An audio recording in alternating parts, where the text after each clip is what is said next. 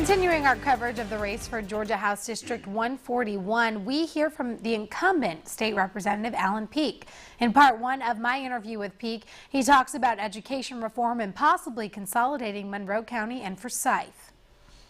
Education, another big talker this session. We got the Common Core. How do you feel, about the Common Core in terms of should Georgia stick with it? Should Georgia find a new plan? Education's a big issue, especially locally, not only statewide. It is, and we've, especially in Bibb County, I'm so proud of Superintendent Steve Smith, who's done a great job locally, and I think we're making some changes on the Board of Education as well too.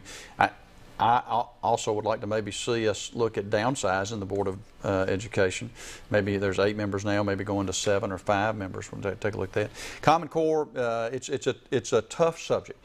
I believe the original intent, it was started by the states in order to really built for military families so that somebody in Kentucky, when they move to Missouri, would be able to have the same standards applied for their kids' education. So I think the intent was right. Once the federal government started getting their entanglements into it, I think it started going a little sideways. We tried to make some changes this past session.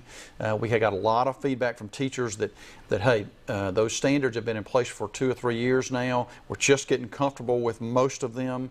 Don't do a complete overhaul at this point. And so that's why we didn't pass any legislation this past session. I think we need to continue to look at it.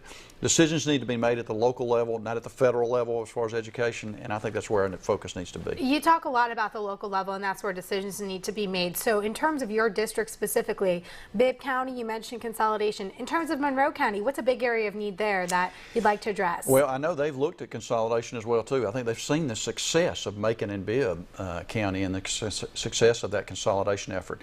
So there's been a lot of discussion with folks asking me, well, should we do the same thing for Monroe and Forsyth County? And I think the business community has expressed an interest in taking a look at that. So I think that's going to be an important issue. I think Monroe County is just like Bibb. How do we grow jobs? How do we create an environment that's conducive for growth? I think that issue is important regionally though too. We can't just look at Monroe, Bibb, Crawford, Houston, Jones, Peach as separate entities. We need to look at this as a hub area for job opportunity and for growth. Just like there's the Tri-City area up in North Carolina, why couldn't we have the Tri-County area, the strength of the public safety hub in Monroe County, the educational and medical facilities that we have here of higher learning, like Mercer in Bibb County, and then the base in Houston County. I mean, boy, we have got some real strengths that if we combined together and if we got our local elected officials to think regionally and not be so territorial about particular areas, how much better that could be for everybody.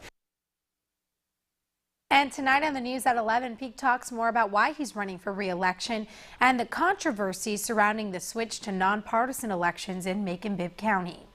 And tonight you can join Alan Peake and his opponent Brad Moriarty, along with Water Board candidates, chairman candidates Stephen J. Rickman, Sam Hart, and David Cousineau.